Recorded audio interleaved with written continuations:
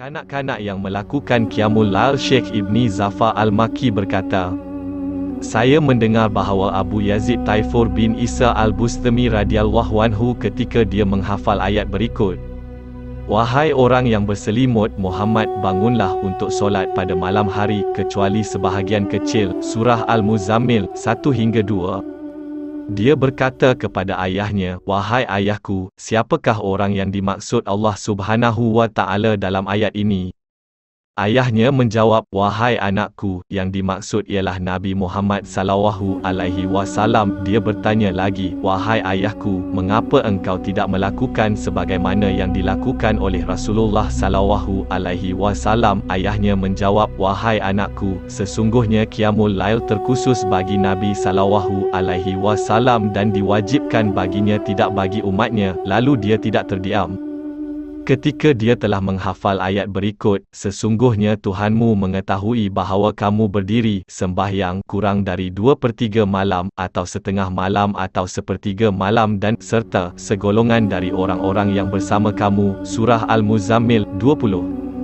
Kemudian dia bertanya, wahai ayahku, saya mendengar sekumpulan orang sedang melakukan Qiyamul yang lain, siapakah kumpulan ini?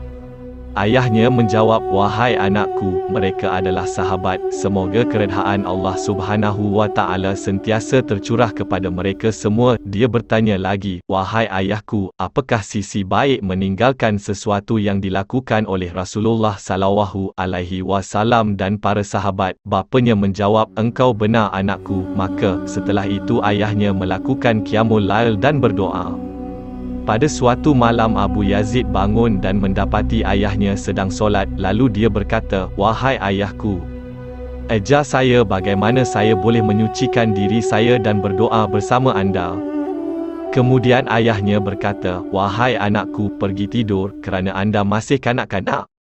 Dia berkata, wahai ayahku, pada hari manusia keluar dari kuburnya berkelompok-kelompok untuk memperlihatkan kepada mereka segala amalnya, aku berkata kepada Tuhanku, sesungguhnya aku telah bertanya kepada ayahku bagaimana cara bersuci dan solat, tetapi dia enggan menjelaskannya. Sebaliknya dia berkata, tidurlah, awak masih kanak-kanak lagi. Adakah ayah suka jika saya berkata begitu? Ayahnya menjawab, tidak, wahai anakku, demi Allah, saya tidak suka itu. Kemudian ayahnya mengajarinya supaya dia solat bersama ayahnya.